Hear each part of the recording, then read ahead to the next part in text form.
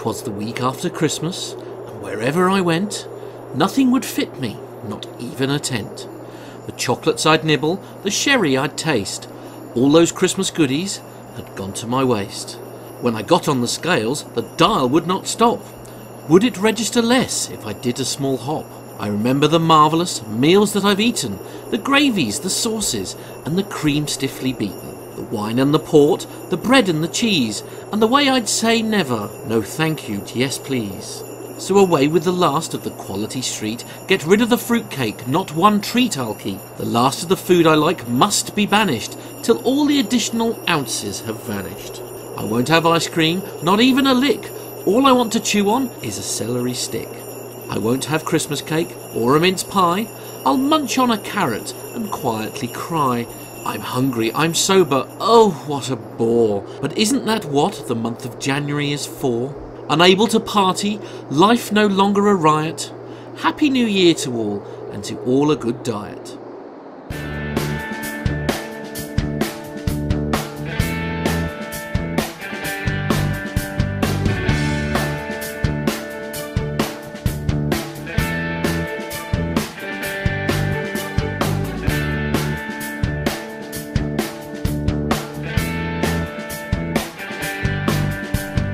You're listening to the Plain Talking UK podcast, the UK-based podcast written by a passenger for anyone. And here are your hosts, Carlos Stebbings, Matt Smith and Neville Bounds. Hello and welcome to episode 197 of the Plain Talking UK podcast. I'm Matt Smith, and not joining me in the studio this week is Carlos or Nev. I'm on my own this week. I'm in the barn studio recording this for you, and the only person I have for company is my dog Alfie, because everybody else is busy enjoying the Christmas break, and I'm just keeping an eye on things at my new work. It's very quiet here today, so it's given me the perfect opportunity to put together a very special New Year show. Don't panic though, guys, because you will be hearing from both Nev and Carlos very shortly. So coming up later in this shorter than usual programme, it's another chance to hear a great interview from Nev's passenger experience with Richard Westcott from the BBC. There's a great interview from the Dubai Airshow with one of the display pilots, a fascinating chap by the name of Bob Grimstead. And I've even managed to put together a few outtakes from the Christmas show that we released last week, so you're in for a bit of a treat with that. First up, though, we are off to Dubai. Regular listeners of the show will know that Carlos was in Dubai in November, and he got a great opportunity to interview Cindy and Gill from the Orbis Eye Hospital. So you join me then in a very privileged place indeed. I'm on the flight deck of Orbis's MD-11, and just witnessing through the flight deck windows the A380 fly past with the 777 Emirates, and I've got a good view here. That's for sure. So I'm on the flight deck of the MD-10, and it's the Orbis Flying Eye Hospital, and I've been very lucky indeed to sit left seat as well, which is always good in my eyes anyway. So tell us your name first. Sure, Cindy Berwin. So Cindy, what's your position here then with Orbis? Well, I'm one of the volunteer pilots. We have 18 of us, and we all take turns flying the airplane as it goes to different programs throughout the world. Great. So obviously the MD-10 we're on now, it's a tri-jet. You know, it's a lot. There's not so many tri-jets in the world now flying. What's she like to fly? She's a really, really nice flying airplane, very stable. You can trim it right up, got lots of power, and can carry a lot of weight. It's really a nice flying airplane. A pleasure. I imagine the job you have as well takes you to quite some interesting destinations. Are there any airports that you love to fly into? I never can pick a favorite. People always ask me that, and I never can pick a favorite. I love seeing the world. I love meeting new people, and it's really nice to get down there. But the advantage of what we get to do is taking the hospital into programs and places where they really need the help. That's a privilege. So the job you've got here, then, you've obviously got the best job on the aircraft, I think, really. Well, this isn't really a job. This is our voluntary thing. You know, we do this as volunteers. It's a part-time thing, and it's how we spend our vacations. And as we rotate around the different pilots that fly the airplane, it's flying with your friends. It's a lot of fun. And so, yeah, you couldn't ask for a better hobby. Great. So a bit about your career, then your flying career. We're just watching other aircraft. Oh, there's some aircraft in the pattern here. So a bit about your flying career, then, Cynthia. Where did it all start for you?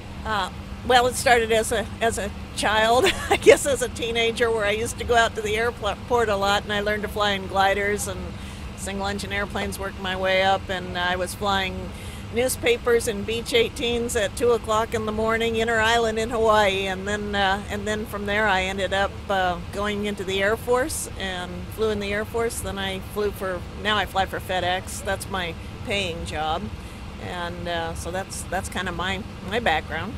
Great. So did you get a chance to fly any other aircraft then for FedEx? Well, right now I'm flying the MD-11 and MD-10 for FedEx, but I have flown the other airplanes, yes. Awesome. So where about, obviously you said about some of the destinations you've flown in, you can't pick a favourite. Are there any sort of airports that are quite tricky to land in with an aircraft of this size? Yes. I flew into Kathmandu, and that one was pretty tricky on this particular airport. That one was especially tricky. Let me think of some of the other ones that are tricky. Hilo in Hawaii, it doesn't have any instrument approach on runway 8. That one can be a little bit tricky. They get weather that comes through there. I don't know, Gil, what do you think? What's some tricky airports? I think you mentioned all. Yeah, introduce yourself. Gil Von Driska. I'm also a volunteer pilot for Orbis and a FedEx pilot also. So I agree with everything Cindy said, and that's not just because she's my boss at FedEx, but it's because she's actually that well regarded and that well respected. But yes, there's plenty of every place, depending on the weather. All pilots know the weather. Whatever conditions are going on could be challenging at any time. So that's kind of what we prepare for and hope for, and hope we're prepared for that, and hope we have somebody good at either on our left side or our right side.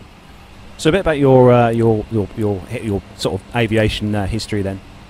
My aviation history is Air Force. I was an Air Force pilot, T-38 instructor, and then flew C-5s, and then I took a year off from FedEx. They were nice enough to let me do that, and I learned how to fly combat rescue helicopters, flew HH-60Gs, and that's pretty much my career, and I just love flying little airplanes. So able to rent Super Decathlon and R-44 and fly gliders.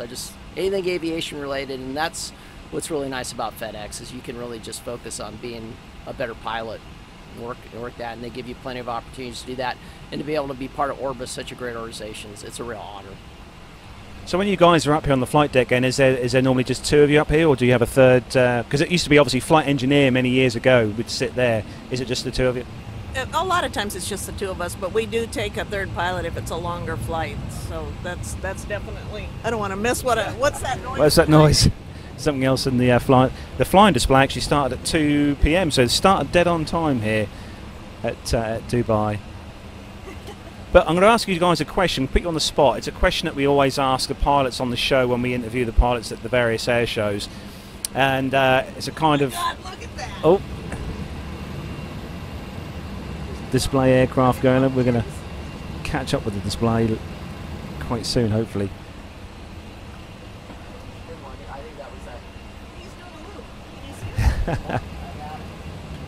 That's good. No, that's fine. It's aviation related, so that's all good. That's all good. Was that a 380 just doing a flight? There we go. Some great stuff here on the flight line. So, quick question then. So, given a chance to fly any aircraft in the world, albeit retired or in current flying condition, civilian or military, what would it be? Okay, so this is a really hard question, and it's something Gil and I both have in common. We like to fly a lot of things. I've flown hot air balloons, I've flown gliders, helicopters, seaplanes, a lot of different airplanes. I couldn't choose one. I've thought often I need to buy an airplane, and then should it be a Piper Cub? Because that would be really fun. Or, do I want to have an RV-8 or something to go cross country in? I can't pick. Yep, you got a point. A-10, hands down. Really? Yeah, I've worked a lot with the A-10s in the rescue business, and that's just an awesome machine. We had A-10s based on the east coast where I live in the UK, so I remember seeing the A-10s flying quite a lot. Yeah, a noisy one. That's it.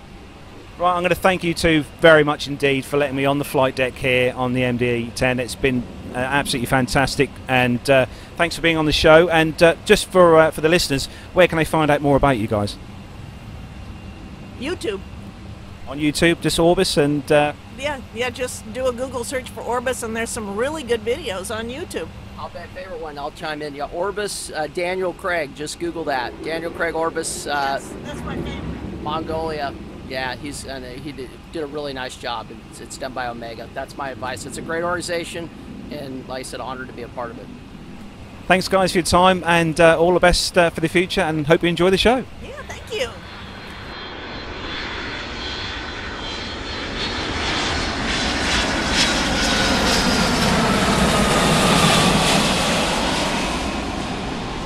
This year we were very lucky to welcome a new member to our hosting team in the form of the legendary Neville Bounds. And with him he brought a brilliant new segment that is very affectionately known as Nev's Passenger Experience. During this year just gone, he's been interviewing some great people, and of course let's not forget last week's very special Christmas Nev's Passenger Experience as he interviewed Mel C from the Spice Girls. He's a bit of a dark horse, that Nev, isn't he, eh? Earlier in the year, though, Nev got the opportunity to pop to Broadcasting House and interview someone from the BBC. Richard Westcott works for BBC News for both the radio and television, and it was fascinating to hear that he shares some of our concerns over the media and its accuracy.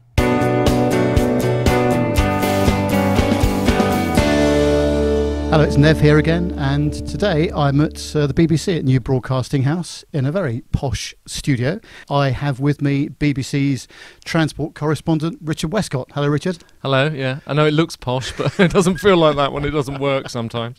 And you were just telling me early on, this is the studio you come into when there's a story breaking and you have to do something fairly quickly. Yeah, I mean, for plane crashes, for example, you know, I have to go on the TV very quickly and on the radio.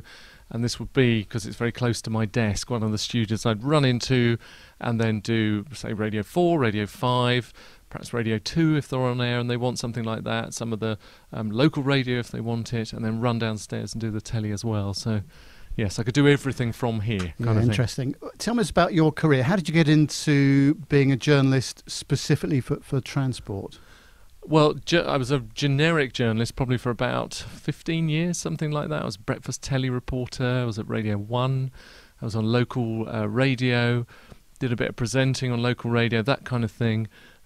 And the way the BBC works, basically, when the jobs come up, you go for them and you gen up as quickly as you can to become an expert in that area. So the people who become the health correspondents aren't necessarily experts in health, economics, the same thing, politics, the same thing, but it does help to have a real interest. So when I went for this job, I think there were about 14 other people going for it. It was at one of those musical chairs sort of periods in the BBC's life. A few people were being made redundant and so it was very competitive to get this job. And luckily, I happen to love aeroplanes and cars and motorbikes and all that kind of stuff. So that did give me a head start. But I wasn't an expert as such. Do you prefer being a specialist rather than a generalist, if you don't mind me asking that question? Yeah, no, I like it more. You can just get into the depth of the story a little bit more. And with transport, basically, there are regional transport correspondents and really good ones as well for the BBC. But I'm the only national one. So frankly, when a big story happens, I get to do it. And when you're in another field, you're often bumped by someone who's frankly better than you, higher up the chain than you, sort of thing. So at transport, I kind of get to do the big stories. Now, we were talking earlier on, obviously this is an aviation podcast, so we're going to be talking about aviation today.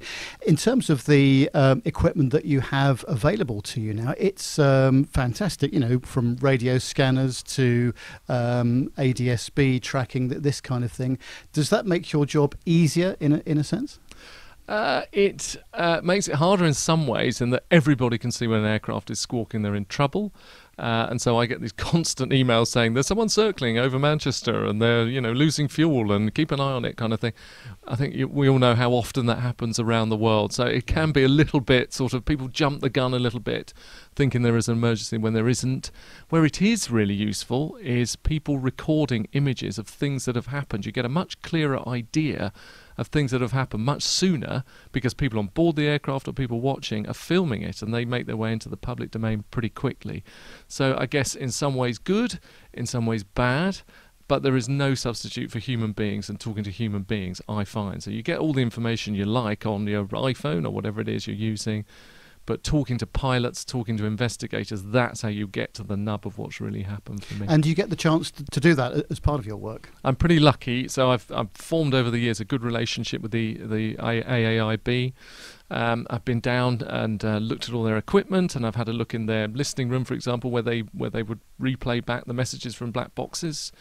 And so, it's all electronically sealed, and they show me what they do with the black box, and you've got to dry them all out, first of all the circuits and the special oven for that.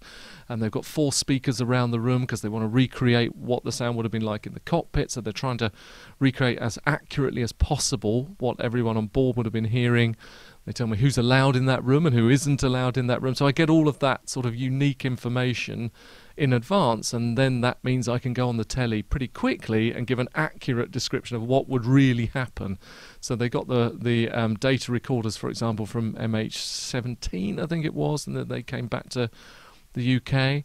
And so when that happened, I was able to say roughly what the room looked like and what they would be doing and how it would all work. So it really helps in that respect. Well, personally speaking, I've always been very impressed with the way that you report the story, the accuracy with which you do it.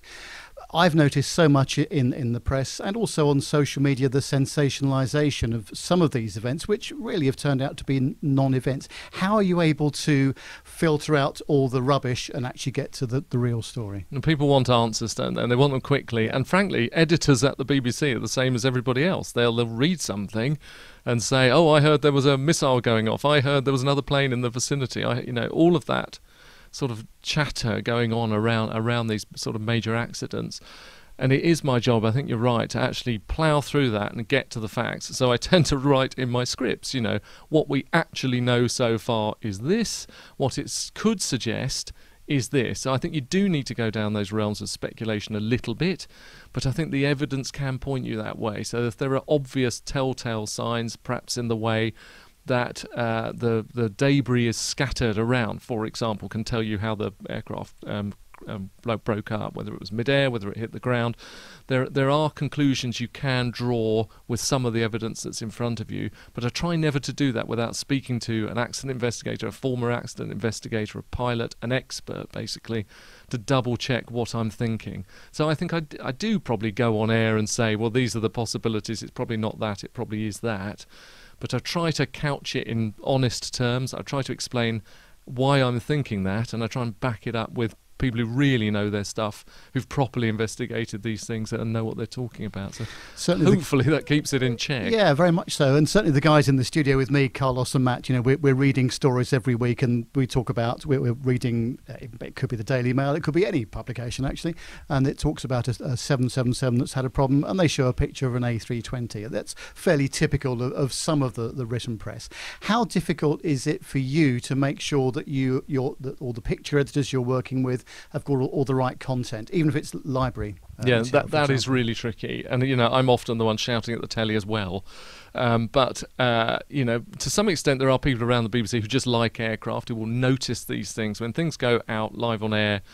If it's wrong, often someone internally will just notice because it's their interest as well. So it doesn't tend to last for long. People are professionals as well. They're used to putting this stuff out. They normally double check. Things are well labelled in the library. But there is an element of once a piece of misinformation has got out, it's very hard to kind of close the door afterwards. I do have a system basically on my iPhone. I can put something on an email and it will go out to the entire BBC. It goes on our internal wires system, and I can put urgent, from Richard Westcott, please stop saying this, it isn't that. That works to some extent. It can stop the fact being, or the lack of facts being repeated. So there are kind of ways I can get messages to people, but sometimes it takes 3 or 4 goes. Because you'll just hear it, and there's so much output on the BBC, you'll just hear it somewhere obscure, and then sometimes I just ring up and say, actually, you're getting that wrong. So hopefully there's enough checks and balances. And how about social media? How do you use that? How do you use Twitter, for example? To get a lot of information, so it's a great place to just kind of go, has anyone got any expertise in this area? And obviously you double check what people are telling you afterwards.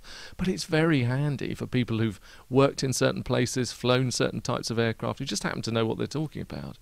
And as I say, we then talk to them privately away from, Twitter tends to be the one we use, double check they are who they say they are and their credentials and so on. So it's very useful for gleaning information and also for putting out information. If there are things that are out there that are wrong and you find out they're wrong, you can say, well, I'm hearing this, I'm hearing that, and you hope it gets retweeted. It is when the big stories come along, and I sort of like is the wrong word because you're often talking about tragedies, but the puzzles of when things go wrong with aircraft, it is interesting trying to get to the bottom of it. MH370 is probably the most interesting story I've ever covered. And it's, I'm still in touch with a lot of the families and a lot of the people who've taken a keen interest in that, and it's still incredibly frustrating not knowing what's happened to that aircraft. So I find all of that fascinating. I went to Malaysia to talk to the sister of the pilot of MH370. Gosh. Well, that was amazing. She's a fantastic woman, Sakinab Shah. Really interesting person, really rational. You would sort of think she'd sit there and go, oh no, it wouldn't be my brother kind of doing that. It couldn't possibly. She had very rational answers for why she really didn't think it was her brother, because he was just actually a pretty ordinary guy with a nice, happy, stable family life. She lived around the corner from him. All the family knew him. So, that gives you a unique insight. And to be able to get to go and do things like that behind the scenes, I think is just fascinating. A, it's an amazing place to visit, and B, she's an amazing woman to meet. A lot of reporting, or a lot of reporters may not have that opportunity. You've made the effort to go and do that, so it gives you a much better insight behind the tragedy that unfolded. Clearly. Yeah, I think I need to give that as well, because I am a specialist. I can't just say what's on all the wires. I have to give that background information. So if something's happened to an aircraft, the first thing I do is ring a pilot of that type of aircraft and just say, okay, so, what do the switches look like? When this is happening, what alarms would be going off? What would they sound like? Get that real detailed information, because then I want to go on the radio and the telly and explain what's actually happening, what it all would have looked like, what it all would have sounded like. And because I'm a specialist, I'm able to do that. I've got a bit of space and time to do that. So that's a real privilege, I think. From your point of view, what's the most difficult part of your job? It is getting it right. It's the deadlines. The fact is, TV is very logistical, so I actually haven't got hours to sit there and plough through and get all the facts absolutely perfect, because just sorting out where TV crews go, who you interview, getting the pictures is so complex. That is 90% of television. And it's frustrating not to have more time to dig down into the story. So I think that's what's tricky. Say something happens at 3 o'clock in the afternoon, 4 o'clock in the afternoon. I'm cutting a piece for the 6 o'clock news that night. You're also doing all the radio as well. And just that sort of panic, really, about getting everything absolutely right and accurate and getting good pictures and getting interesting guests to talk to and producing something that makes sense and tells the story and is right. Would you prefer to be slightly later with the story, but at least you have more accuracy and more depth, rather than trying to break it too soon? I think it's a really good question. I get asked this a lot. I did a conference for the AAIB, their 100-year anniversary. I spoke at the conference, so that was a real honour and a fabulous day as well. And I've spoken at international accident investigator conferences, and they all say the same thing. Why'd you rush to get it on air?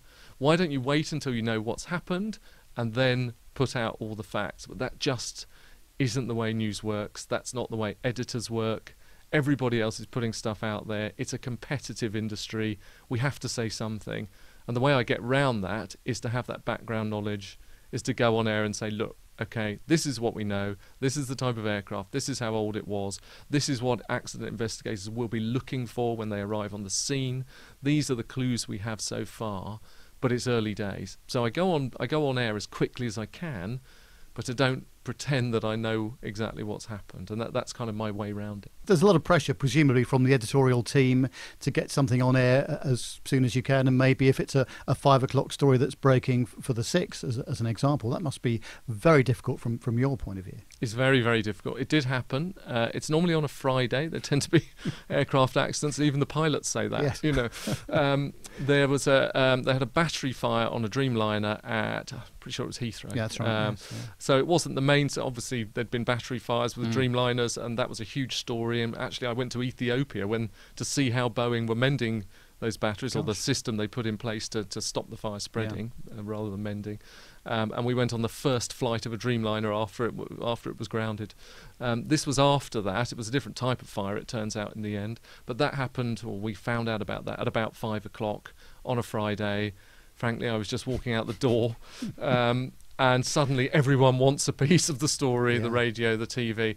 And it turns out the aircraft that caught fire was the one I'd been on in Ethiopia. Was it really? So we actually saw the sort of code on it, and I was able to go on telly and just say, I've been on that aircraft. I know they fixed the batteries on that particular aircraft because I watched them do it. Gosh.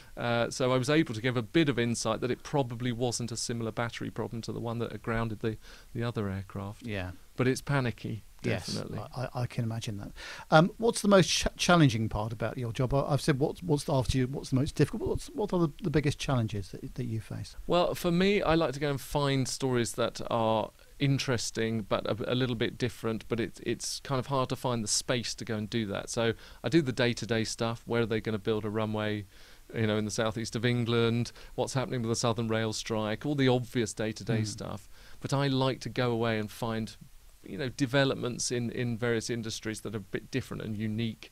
So recently we went up in the Siemens electric plane. That took a bit of I saw the piece you did to that. sort out. But it's so fascinating to get, and so quiet when you're going up in it. And so actually to make that happen and get the resources to make that happen, regardless of what people think, we're not awash with money. I can't just turn up and say to an editor, I want to go here, there, or everywhere, and will you pay for it? Yes. I have to justify it. So it's just balancing, really, the day-to-day stuff, which I have to be around for, with that interesting, quirky stuff that predicts the future of transport that everyone loves. Yes, it takes a bit of finding. Yeah, it does. I was going to ask you about that because obviously there's the very dynamic situation of real-time aircraft accidents and incidents, but then of course there's the ongoing stuff of things like the third runway, which I think we're into about the 16th year now of discussion about it. I feel it's coming to an end at some point, but there's always a story and there's always a political story surrounding it as well. How do you cover that kind of thing? It keeps me going. Yes. Things like that. HS2, another one, the high-speed railway. These stories just rumble on and on and on. I do wonder sometimes if that runway will ever get built. It seems in a good place at the moment, but then it did before when Labour approved it. They're great stories like that because they get me on air, because they're interesting, because they involve a lot of money and a lot of people's lives. And I try to cover every aspect from the politics and the big economics down to the people who have to live under the flight path and suffer the pollution and all the rest of it. So I do enjoy those stories, and they are my bread and butter. And I know they'll never resolve, really. So that's the other thing. I don't expect to be doing this job if they ever put a spade in the ground and start building that. No, it's endless content, really, isn't it, from your point of view? Speculation, And everyone's saying to me, is this going to happen now? And I think, I don't know, because no one can say. What's always interesting about these stories is I turn up and say, well, what do you think is going to happen like that? And they turn up and say, what do you think is going to happen? Everyone is a bit in the dark. And it tends to come down to the politicians. And then half the time they don't know. So people are not as well informed quite often as everyone thinks. They just go by what they read in the papers, the gossip, and what they think the Prime Minister and the Chancellor of the time are going to do. And they're often the two most important people. And these stories develop tremendous amounts of momentum as well. And you eventually get to the real story, or maybe there isn't a real story. So there's actually a lot of chatter and background information without any real conclusion for the time being. Do you find that a lot? Oh, yeah, completely. I mean, I'm regularly kind of rung at weekends saying there's this little bit of gossip in the paper, and it'll be some MP has leaked something to some newspaper saying, oh, Heathrow's a goner. I remember when George Osborne was supposedly going to, ditch HS2 and then it was going to come back and then someone else was going to ditch Heathrow, and then what happens if Boris Johnson becomes Prime Minister? It's endless gossip. It's endless. Oh, this is it. That's the end of the project. And then suddenly a month later, the government's making big announcements how it's all going to go ahead. So it's a bit of a roller coaster. I treat a lot of it with a pinch of salt now. I've learned that. Yes. And do you have a good relationship with people like the Transport Secretary, for example? So not saying you necessarily get the inside story, but at least you have a fair crack of the whip when it comes to briefing and that kind of thing. Yeah, I've had 3 Transport Secretaries now, so in 5 years. It was Justine Greening when I first started, and Patrick McLaughlin, and now Chris Grayling. Yeah. Actually, I thought they're all very nice people. I've got on with them. They're good to talk to once you actually meet them face to face. and they've got nice staff around them. So actually, yeah, I do feel that we have a good relationship, really, and I try to get on with all of those people in government, because they're the people who give you the information, not that they hand out that much.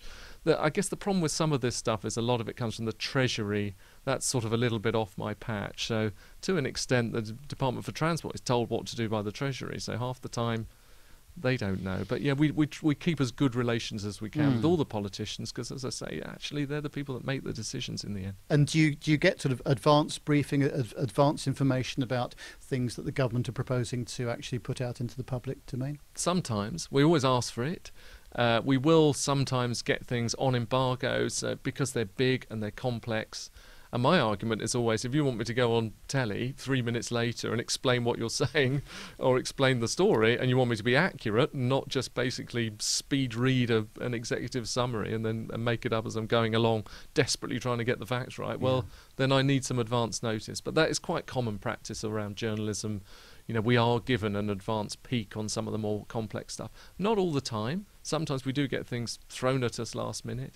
But yeah, I mean, we always try to get it, because it makes our job easier in terms of accuracy. Yes, of course. Well, that's been absolutely superb. Thanks very much indeed, Richard. And we always ask all of our guests, you're clearly an aviation enthusiast, what would be your favourite plane to fly on, either current or in the past? SR-71. Oh, right. Okay. No doubt at all. That was a very definite response. I started writing a children's book. I never managed to get it published. I keep going back to it, but it's all about the pilot's experience of flying. What it's actually like to fly some of these aircraft. So I've spoken to some Blackbird pilots. It's just amazing. I mean, they used to heat their food on the window. It got so hot, so they'd hold the tube up against it. Yeah. And they had these fantastic medicals before they flew, because the navigator at the back wasn't able to fly the aircraft, and the pilot at the front wasn't able to navigate the aircraft. So if one or other of them got ill, they were in real trouble. They couldn't bring that thing down. I just think it's the most amazing piece of engineering, fascinating aircraft. It's a real shame they ditched it, because it could still be doing a good job today. And that's so often the case, isn't it? We're finding, not just in the military but in the civil world, it's all been a bit sort of, everyone's looking at economics all the time. So actually high performance aircraft, certainly in the civil world, is very rare these days. It's all about economy and trying to make the passenger fares and all the rest of it more reasonable, I guess. It is. I am fascinated to see if anyone ever makes supersonic passenger flight viable, in terms of how polluting it is, as well as how expensive it is and how noisy it is. We'll see. It would be fantastic if they could come up with some kind of propulsion system that would get us around really quickly and not, wreck the planet and be really noisy. So I hope that someone is able to do something along those lines, and that's the... I don't know if it's going to happen in my lifetime, though. I think we always say the same thing. We always wish it does, but we don't know. Thanks ever so much for today, Richard. Really appreciate it. You're welcome. It's been fun.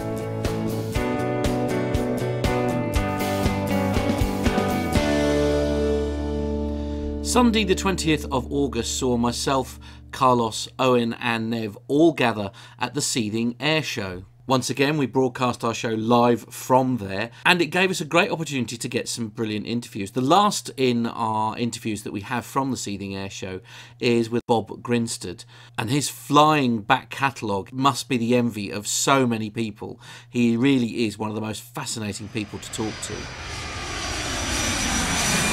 We're still at Cindy then, the sun is shining, and me and Nev are here right close to the flight line, and we've been joined by Bob. Now, Bob, you're the pilot on the Fournier. That's right. The Fournier we call Red Hawk, because it's red and white, really. That's all. Great, so tell us a bit about the aircraft. What type of aircraft is this? The airplane was designed in the early 60s, made in 1968. It's all wood, very, very strong, but it only has a little... a little Volkswagen car engine, a Volkswagen Beetle car engine, like Herbie, if you've ever seen the Herbie movies, except much smaller than Herbie's. And because of that, it needs to have a long wing to give it minimum drag to be able to perform at all. So the thing that I can do that other people can't do is I can have smoke on my wingtips, because they're 40 feet apart, to give twin smoke trails, whereas most people just have a single centerline smoke. So that's something I have that's a little bit different from what everybody else does. So I took some photos earlier when you were doing a display. Great display, I will say. We're going to put the pictures on our website and on the show as well, with the show notes. What does it take to put on a display like you've done today? What kind of training and stuff goes into preparing for a display? Well, it goes back a long way. I started display flying in 1982 in Volkswagen-powered airplanes, but not this type. They were Druine Turbulence with a formation flying team, the Tiger Club's Turbulent team. And then I came away from displaying for a few years, flew with the airlines, and then I came back when I retired, bought one of these Fourniers in Australia in 2004, and just I wanted to improve my aerobatics at that stage, and after about 2 years of that, people started saying, you should do displays again, you know. So I started in Australia. I flew for the Red Bull Air Race a couple of times in Australia, and the guys who were organising the Red Bull Air Race said, oh, we're doing one in London, can you come and display for us in London? So I had to run around in England and find one to buy here, and I bought that, I can't remember now, 6 or 7 years ago. And I've been displaying ever since. But the answer to your question about how much preparation, I think I'd done something like 200 practice sequences before I first displayed it.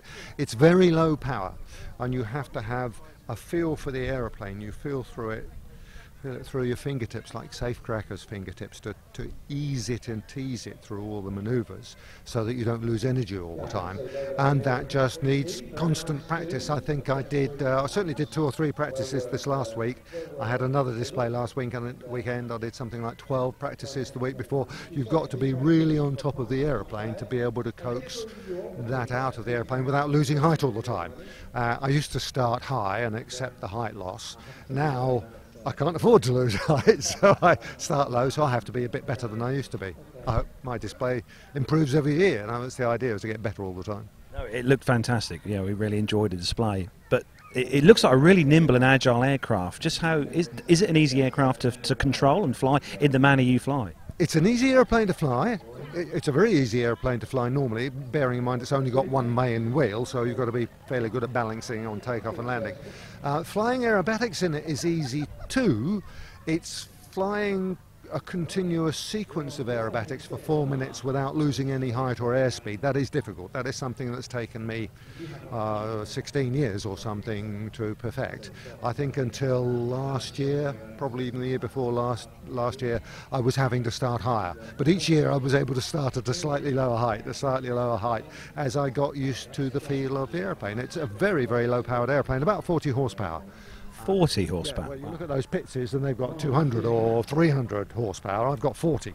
So you really do have to coax the aeroplane all the time, and you can't stop. The moment I stop doing aerobatics, I'm coming down.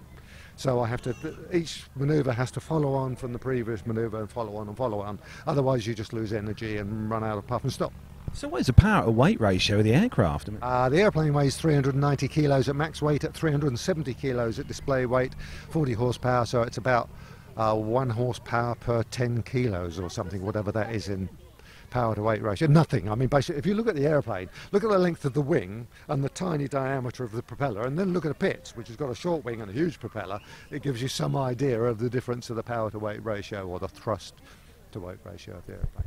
So duration, full tanks, how long can you kind of what's the longest sort of flight you can do? I have flown for 3 hours 40 minutes, but normally I plan on 2.5 hours at about 100 miles an hour. It works out at 34 miles to the gallon at 100 miles an hour, which because it's a Volkswagen engine. I've actually got an auxiliary tank in the process of being approved. I've made the setup, but I'm getting it approved for longer flights into Europe. I'm hoping to do some more displays in Europe next year. I did several displays in Europe in previous years, France and Germany and Sweden and Norway. I'd like to go as far as Italy and maybe Poland in the future, because there are displays, there are shows going on over there. I'm retired, my time's my own. I just like to explore Europe at somebody else's expense and have fun in different places, really. I think most aviation geeks would say you've probably got the best job in the world, really, best retirement job anyway. Well, it's not a job, it's a hobby, but yeah, it is. It's great fun. I flew airliners for 33 years. That's great. Really? Yeah, and I enjoyed doing that. I feel my temperament was well suited to doing that, and I loved doing that. But after 33 years of doing anything, it's time for a change, and I was happy to walk away from that when I was compulsorily retired at age 55.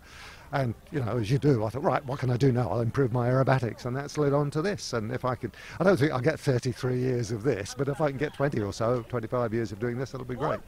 So you said the aircraft's got a Volkswagen engine. Yes. Obviously, Volkswagen, a well-known brand. Is it an easy engine to maintain and get parts and to look after? It is, if you treat it properly. This one has a fairly new Volkswagen engine built by a chap called John Marr, who used to be the drummer for the Buzzcocks, and he has a business up on the Isle of Lewis in Scotland, and he builds racing engines. This is a fully balanced type racing engine. It's not a powerful engine, but it should go on forever. My Australian Fournier 1968 aeroplane still has its original 1968 engine, so it's 49 years old. Nominally they can do 1,500 hours. That one's done 1,412 hours. So I'd like to keep it going for 50 years, and it still runs fine if you keep them cool. If you treat them properly, and I don't know if you noticed when I finished my display, I went pottering all the way around there to let the engine cool down gently. Treat the Volkswagen engine properly, it'll go forever. Well, not forever, but it'll go for a very long time. So tell us a bit about your flying career. Where did things start for you with the passion for flying? I was with the Air Cadets, like so many people. I was in the Air Cadets, and in those days, the Air Cadets gave you opportunities to do gliding and to do flying. I did a gliding proficiency course with them. I went solo in a glider at the age of 16 or something, 16 and a half, 1964. I'd hoped to do my PPL, private pilot's license, through the Air Cadets, but that wasn't possible at that time with government cuts. And of course, there's very little flying goes on the Air Cadets now. I think it's shameful. So many of us here, probably at least half of the display pilots here, will have started with the Air Cadets. Having done that, I thought, this is cool. Somebody said to me, you could do that for a living. Really? So I applied to what was then BOAC and BEA. They ran a training school at Hamble near Southampton. Applied to them, and I was very fortunate because at every stage of the way they said, yes, come along, join in, learn to fly. They taught me to fly. We had to fly, and then I got a job with BOAC. It was part of the deal. I then, for the first 5 years of my job, they were taking money out of my salary to pay an amount towards the cost of my flying training. It didn't cover the whole of it, probably paid only for about a quarter of it. But from then on, BOAC, which was then subsumed into British Airways, employed me all my life. I did work for other airlines at various times, but no, it was a brilliant career. I had a wonderful time. Great airline, very proud to have worked for it, certainly back in those days. And as I say, I used to do a bit of aerobatics, a bit of display flying in between, because I belonged to the Tiger Club, had fun, but never, because I was mostly flying long haul and I was often jet lagged, I thought it's imprudent to do display flying when you're jet lagged. I had 3 years of short haul flying, and that's when I did the display flying. But then after that, when I went back to long haul flying, I thought, no, this is something to do in retirement. Think about it then, because you're just a long haul pilot is never quite fully with it, fully focused.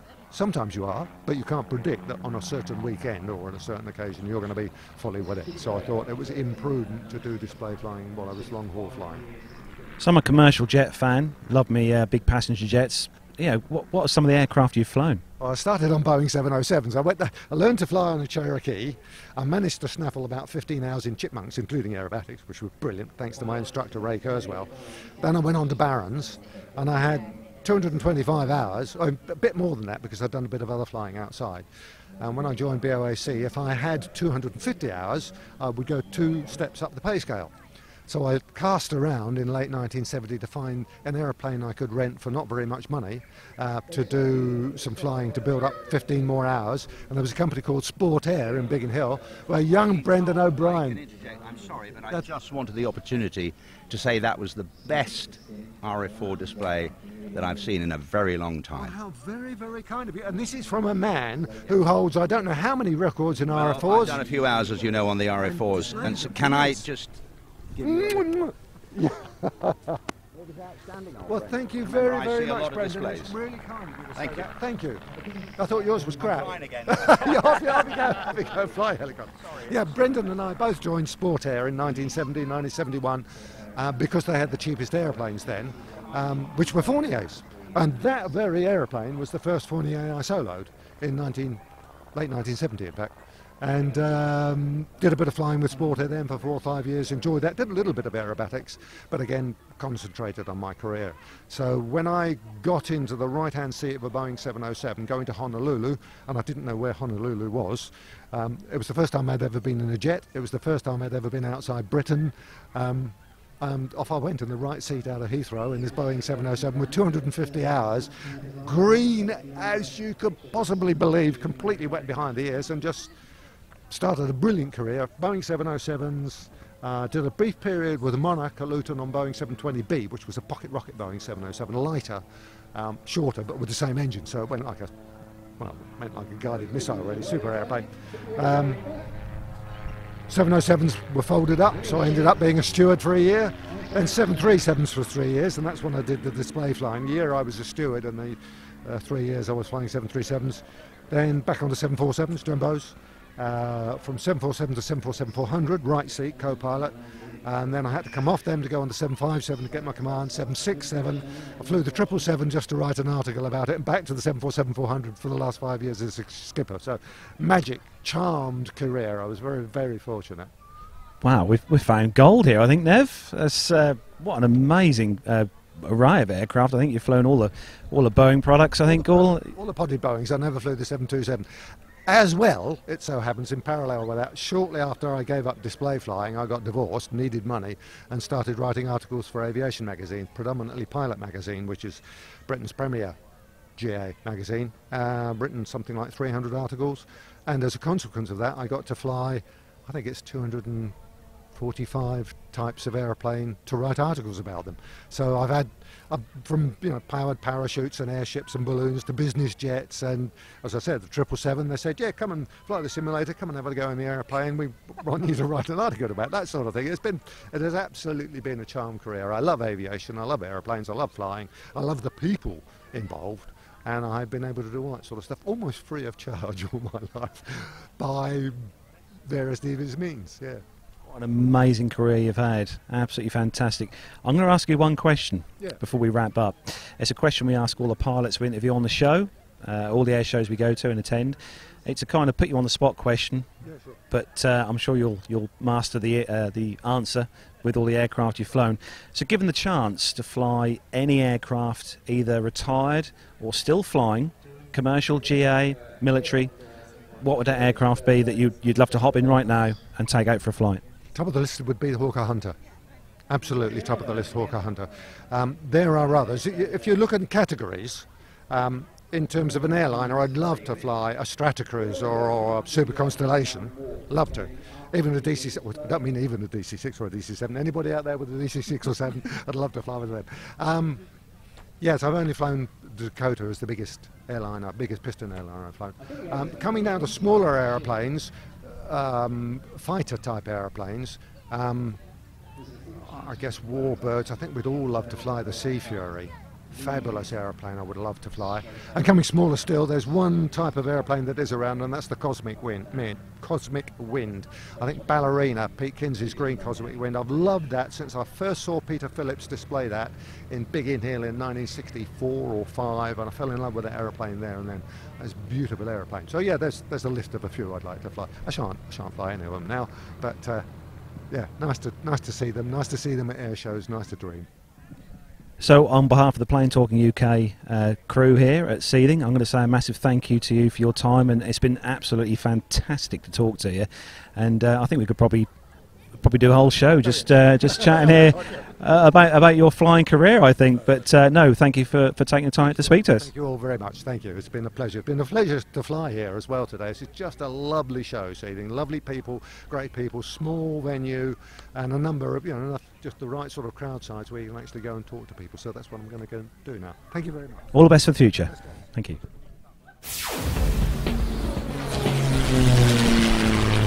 Find this and other great shows at the Aviation Media Network. thevoicesinyourhead.com.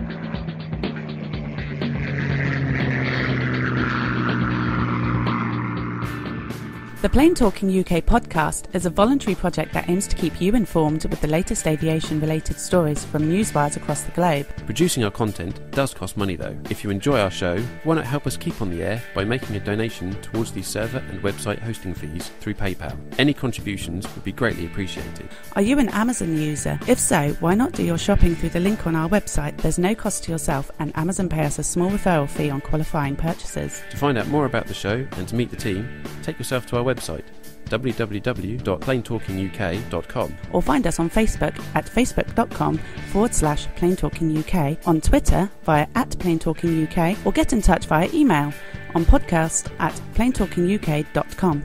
Thanks for listening. Flybe 5823, Trent Dane for 23 Manchester, Wizz Air 6X, climb flight level 210, direct to Bretlands Park. United 123, maintain 280 knots.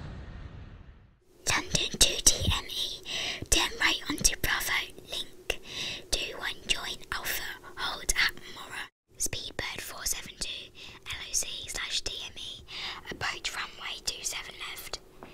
Follow the green stand 544. That's enough air traffic control for today, Nat. Bedtime.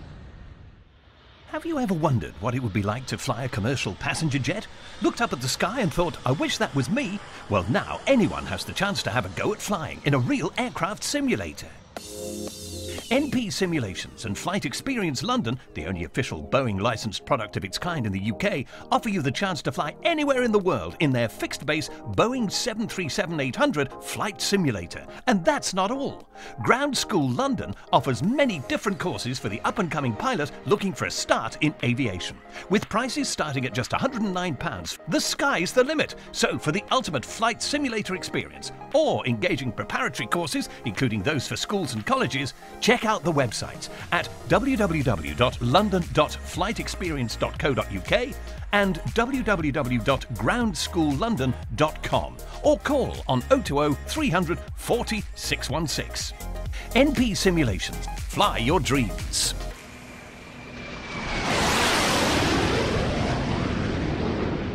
It's been a great year for the Plane Safety Podcast as well, and Pilot Pip is still sending in regular segments to our show. This year, however, there was a small tinge of sadness as Pip had to say goodbye to his beloved Hawker. Plane Safety from the flight deck with Pilot Pip.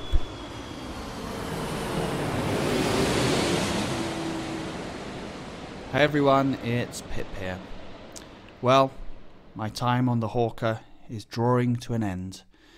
I'm here on my very last tour on the Hawker, and in fact tomorrow will be my last few flights. Got 3 short flights around the UK scheduled, and then that will be it. My time on the Hawker will be done. Such a shame.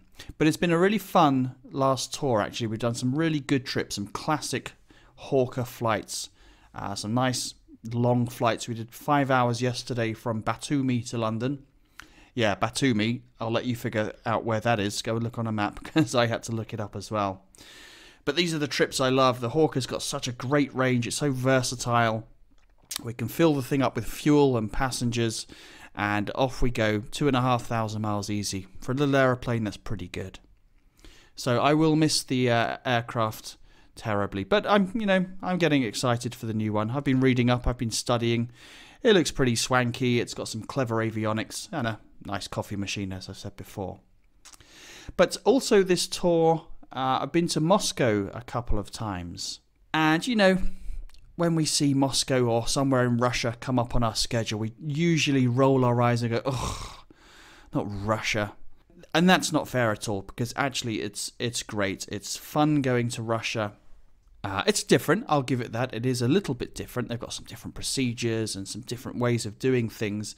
And it's really our own ignorances and prejudices that perhaps make it slightly more of a chore than it needs be.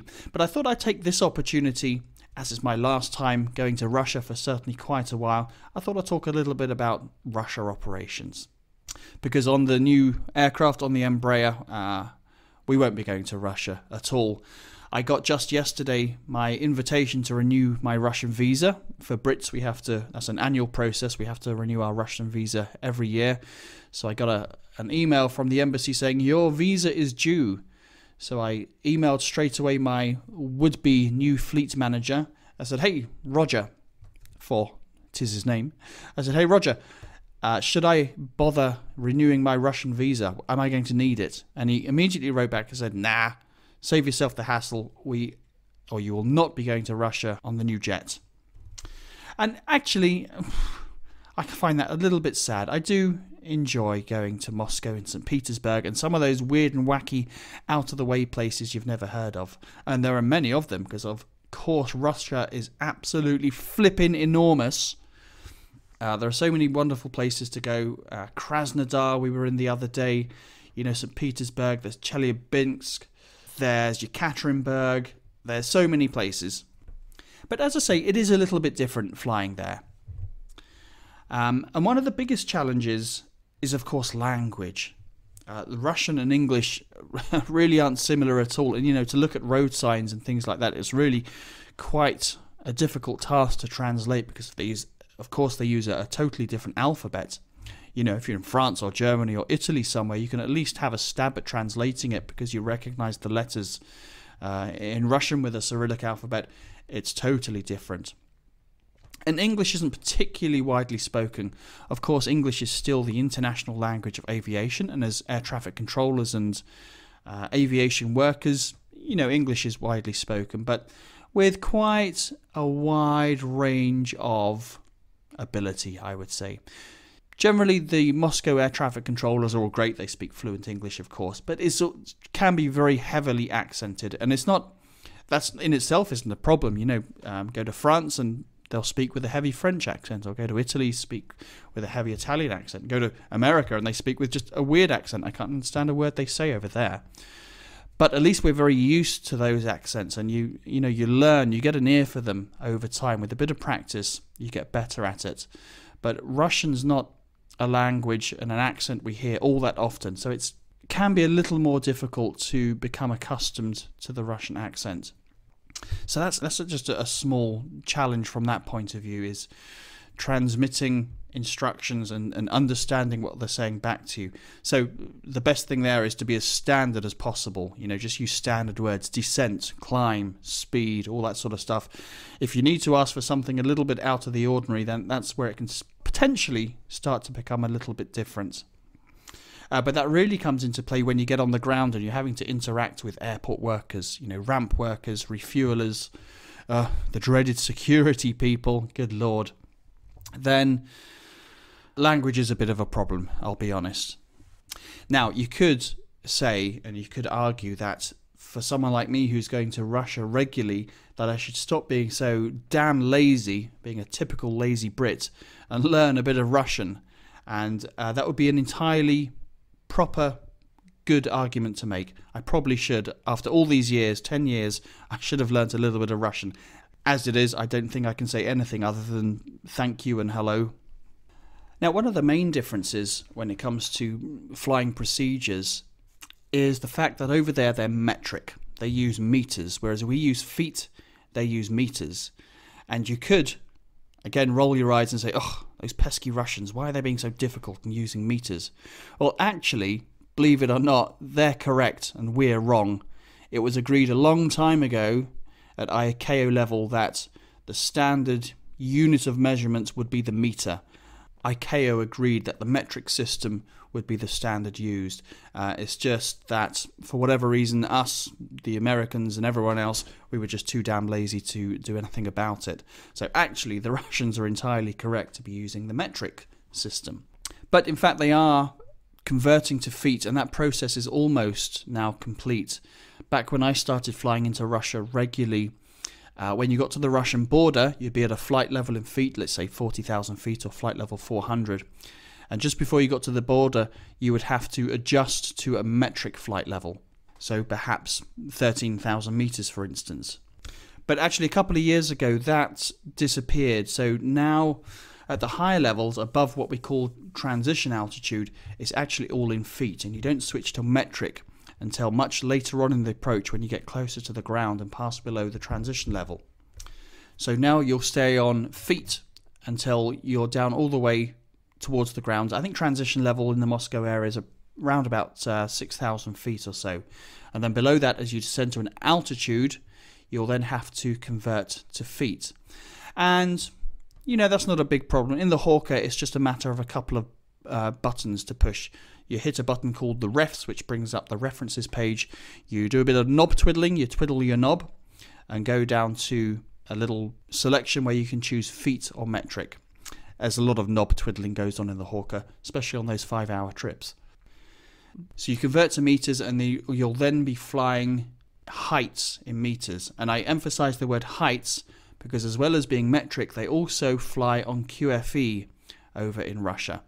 And generally in the Western world, perhaps the military are a bit of an exception, but generally we fly on QNH.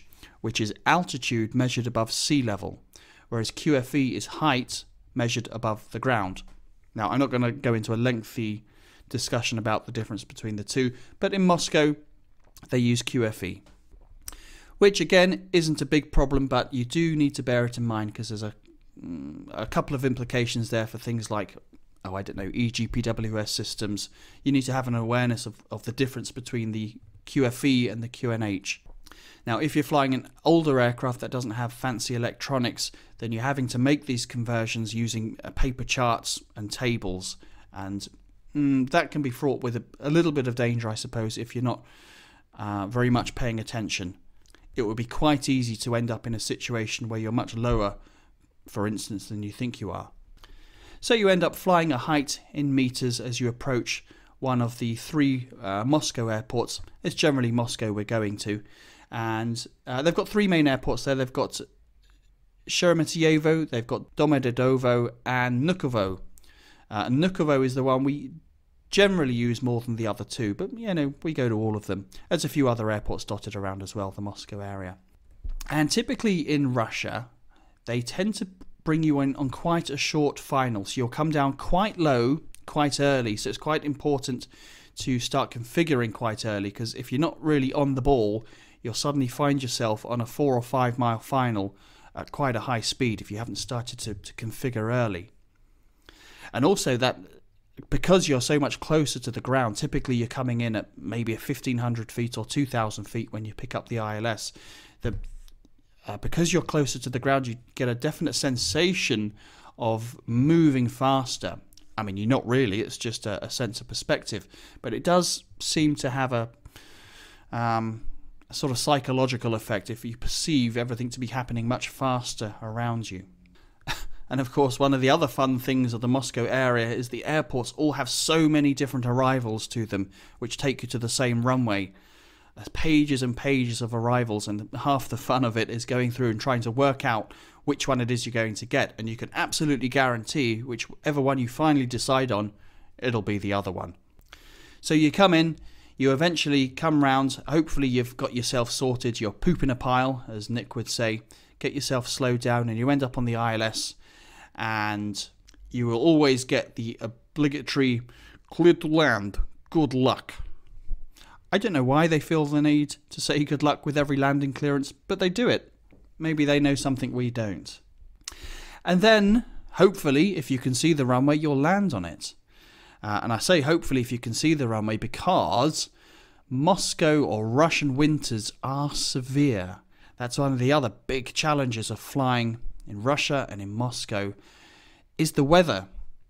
It can be pretty damned tricky. Now, I was there just yesterday, late September, and the temperature already is dropped to 4 or 5 degrees Celsius in the evening. So it's quite chilly, and I'm certain it's only a matter of a few weeks before the first snows arrive.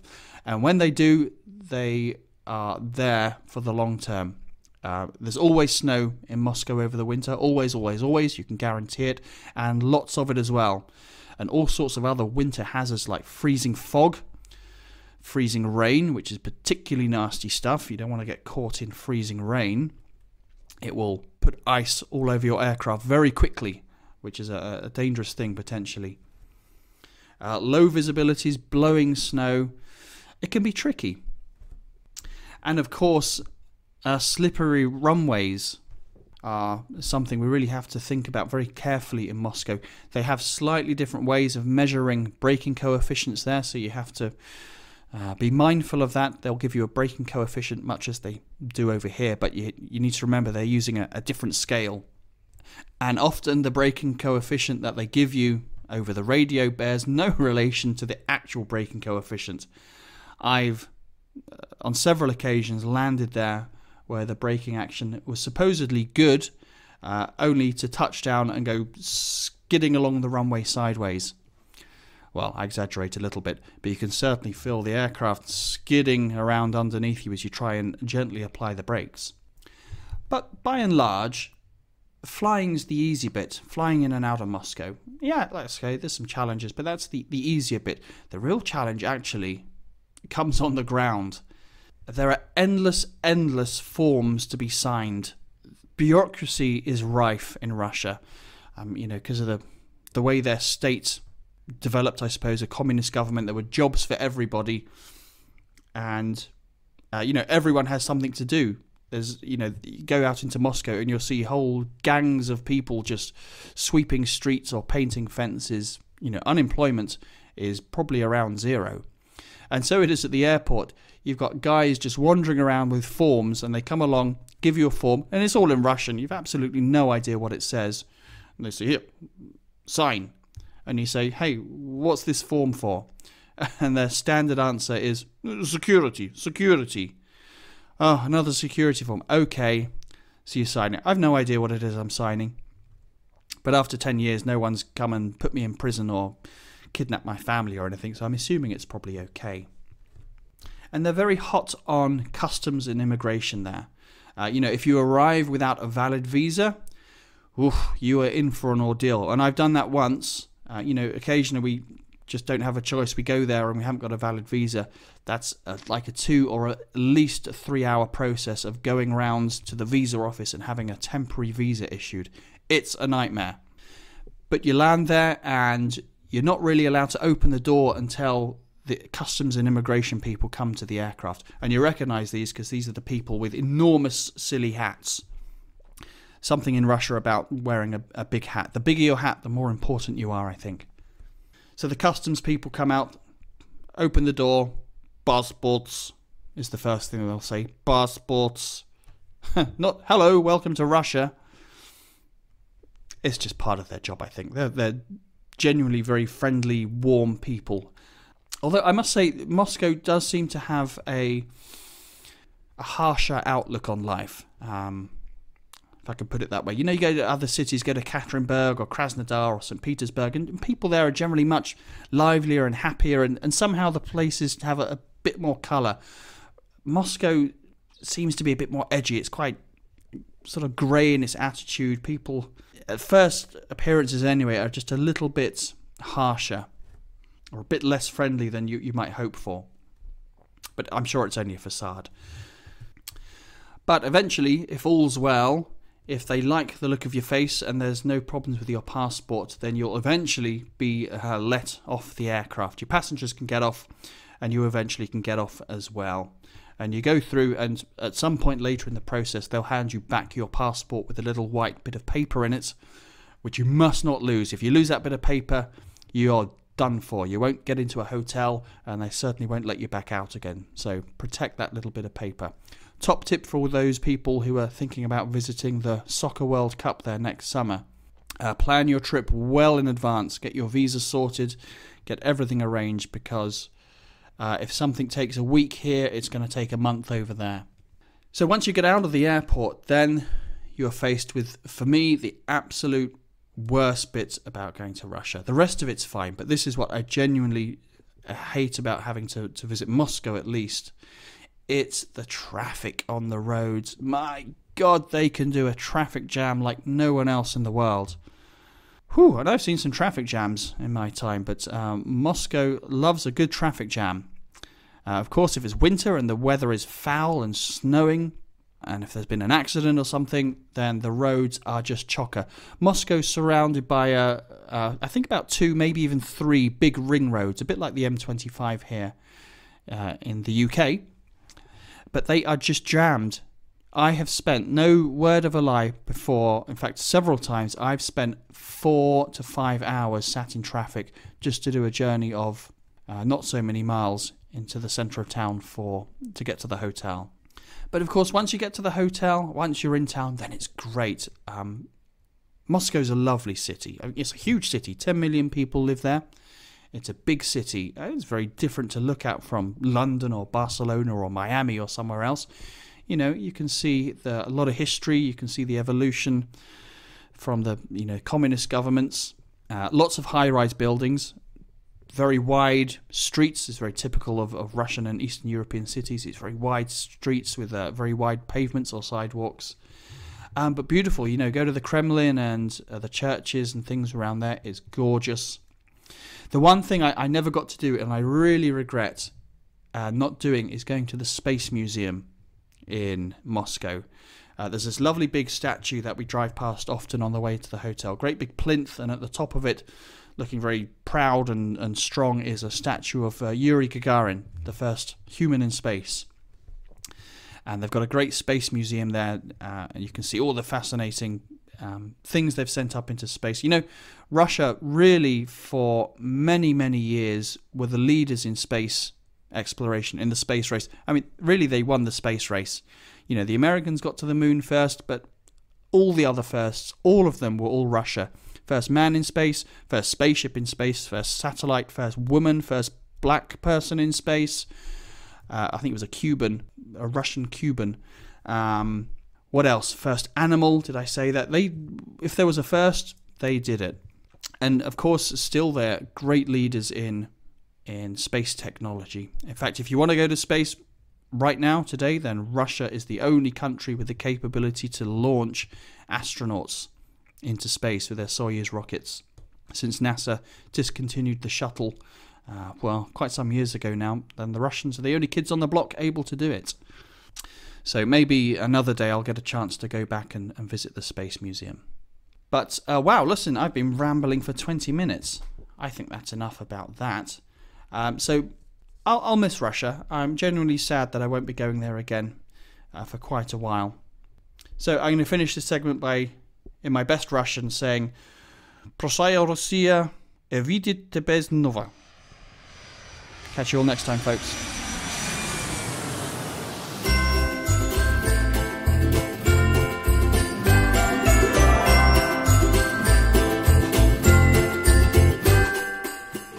For your chance to win some fantastic prizes, all you have to do is answer these 7 questions. What date was the first Boeing 747 rolled out of the Everett Assembly Building? What year did the Airbus A300 make its maiden flight? What was the world's first airline to use an aircraft in revenue service? As of 2017, which airline has the world's largest fleet of commercial airliners? Which airline called itself the world's friendliest airline and painted a smile on the nose of its airplanes? Which 2 nationalised airline corporations and which 2 regional airlines were merged to form British Airways on March 31st, 1974? And what year was Ryanair founded? And what aircraft did they first fly? So for your chance to win these amazing prizes, send your answers in to podcast@planetalkinguk.com. That's podcast@planetalkinguk.com. Best of luck.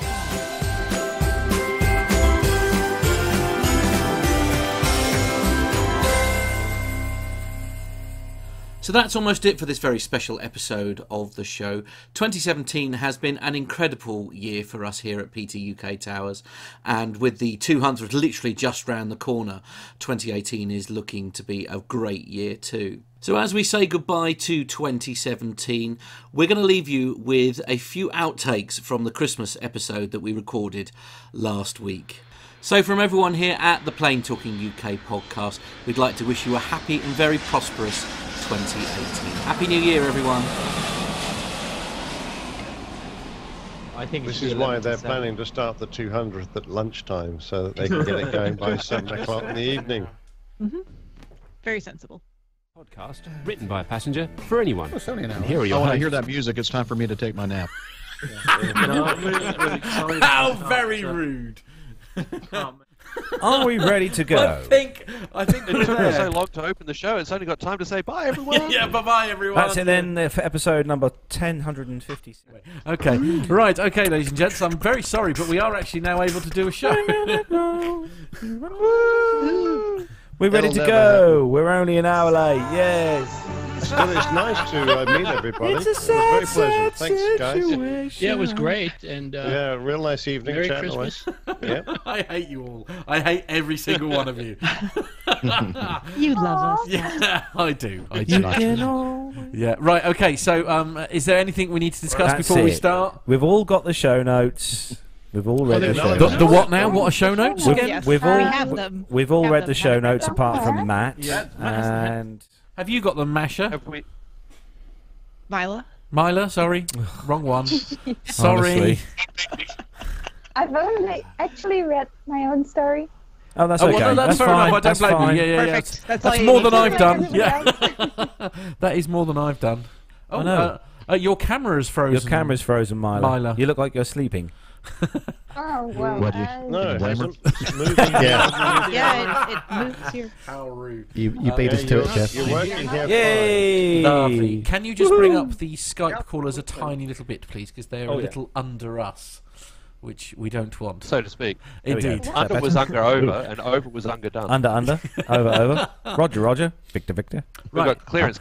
Roger, give us a Victor. Obviously, right, class, please, quiet, one moment. A brief, teacher is talking now, please. Behave yourselves, everyone.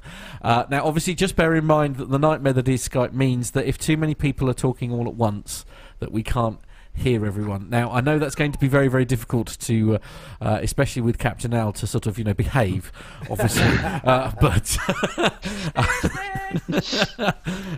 So please just try and be a little bit. So the only one I haven't heard for a little while, and maybe because perhaps he's nodded off, is Rob still there? Rob Mark, are you still there? I'm here. Okay, right, sorry. Okay, all right then. Calling Rob. So here we go. So based on what we learned at the last APG, this is not fully duplex. Is that correct, Captain Jeff? Is that what he's saying? I don't know what he's saying. I don't know. Just a very quick question, guys, before we do start. Yes, of course. What's everyone got? We're running a sweep. What's everyone got as their how long until we break Matt moment? 5 minutes, 7 minutes. Get your bets in. I do have a question to start. I know we haven't started yet, and everybody is desperate to actually start. Before we move on. But yes. If we can take a little moment, I can recharge. This is like the longest pre-show ever. Yes. Yeah, All right, I think everyone I take their might moment. recharge. Okay. Has everyone done their wee-wees? Recharge and discharge time. Hang on. I'm going to start. Uh-oh. Oh, God. Wow. Sorry, you're going to Al's have got to his zoom in commode, there, huh? Al. Sorry, Al. Sorry, Al. Some magnification may be required, mate. We couldn't really... Is it really cold over there or something? Well, got it. I walked in at a really awkward time there. Yeah, you certainly did. Welcome back, Owen. Yeah. I think I might need this bottle. Actually, if I remember rightly, Brian, last Christmas when we done the show, the Christmas special, that was the show you spilt beer on your keyboard. Yes, that's why I have no beer with me now. Oh. You just need to get a waterproof keyboard. Surely would have been easier just to have gone without the keyboard as an option, wouldn't it? Stuck with a beer, no keyboard. Yeah. Don't know where Matt's gone. He's downstairs in the barn somewhere.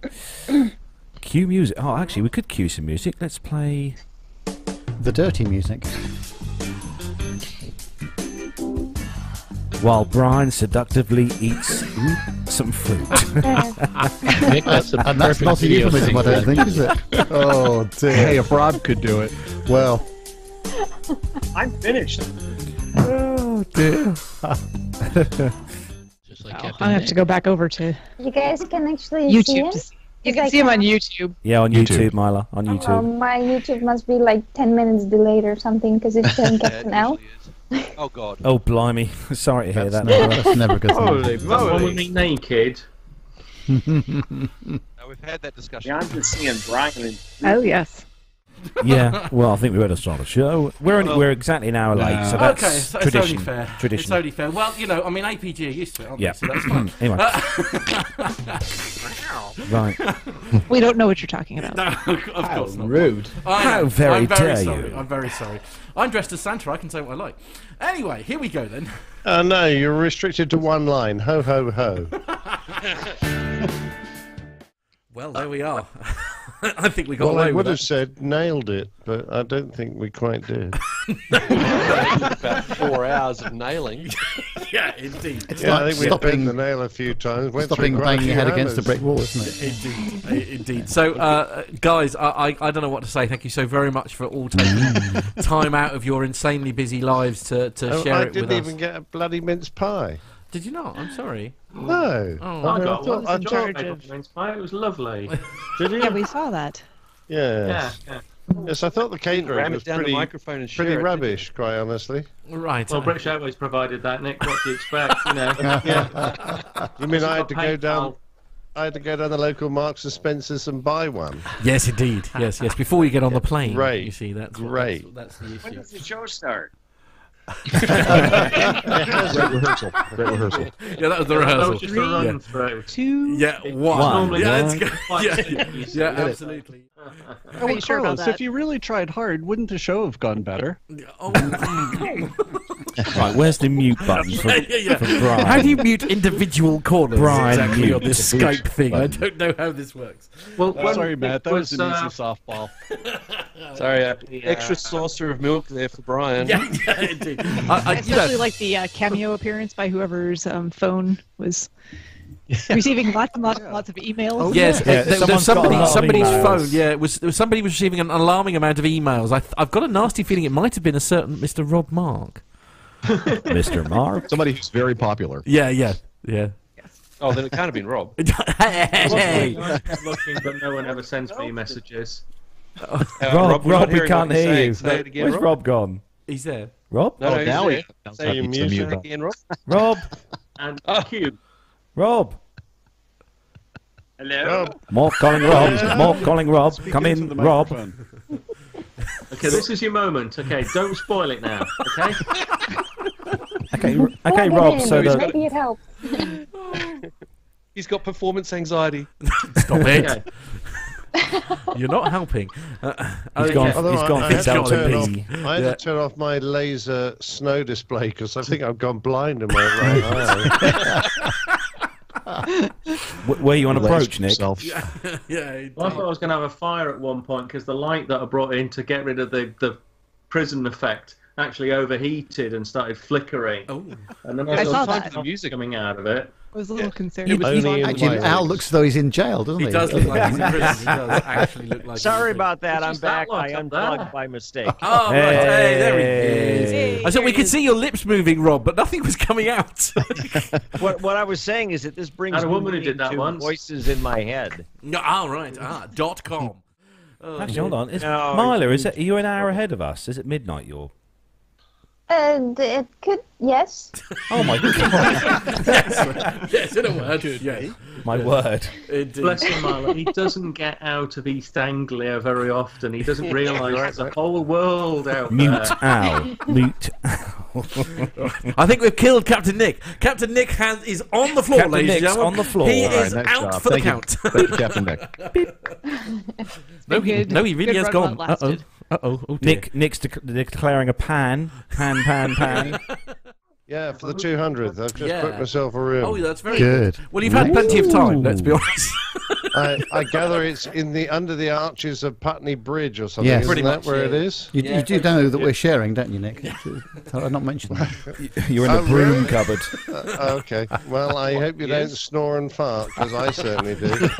Okay, right. Okay. And the At the same competition time. has begun. Yes, indeed. Yes, right. Yes. Well, it is... £18 a day for car parking. Yes, That's it is. But special discount for Audis. Right. Yeah. Okay. right, too. Well, since I It's missed £2. lunch in order to do this, it's now dinner time here in Chicago, and I am starving. Okay, My low food light is on. Okay. Yes. Are you declaring a mayday, Rob? Declaring bingo food. Yeah. Bingo food. Mayday! Mayday! No, he's going to hit Amen. Joker pretty So, soon. You Dogs guys wanna come all back in have again. a very nice Christmas. This was really a lot of fun. And Micah and Brian, thank you so much for not telling me what was going to happen. But don't worry. I'll You get might you not with have shown this. up. I'll get you. Yeah. Hey, you all have a nice Christmas. Take care, Rob. Take Rob. care, Take care. Rob. Thanks See ya. ever so much Bye. for joining Bye, us. Rob. Cheers. Bye, I have to say, you're getting the hang of this All right, podcast. bye. Have you thought of taking it up on a more permanent basis? Yeah, well, look at the time. I'm back on that. Anyway, I think we should all sing a Christmas song. Or not. Or not. Okay. All right. Not been received that well, is it? Indeed. That went down like a lead yeah, balloon. it did indeed. Okay. Look, guys, thank you so very much from all of us here in all around If you want the a world. Christmas song, Josh will do you a Christmas Oh, song. go on, Josh. Go on. Jingle bells, jingle all the way. Oh, what fun it is to ride in a one-horse open sleigh. Hey, jingle bells, jingle all the way. Oh, what fun it is to ride in a one-horse open sleigh. Hey, jingle bells, jingle all the way. Very good. Oh, thank you, Josh. Brilliant. That's the LP, that's the 12-inch version. I prefer the one where Batman smells. Right, Robin flew away. Robin flew away. Indeed. I know, but you're going to get that one as well. Yeah, let's not lose the innocence just yet. Hey, look, guys, That was the innocence in Captain Al's house. Well, yeah, I know, but that's a perfect way to end the show. Thank you very much, Josh.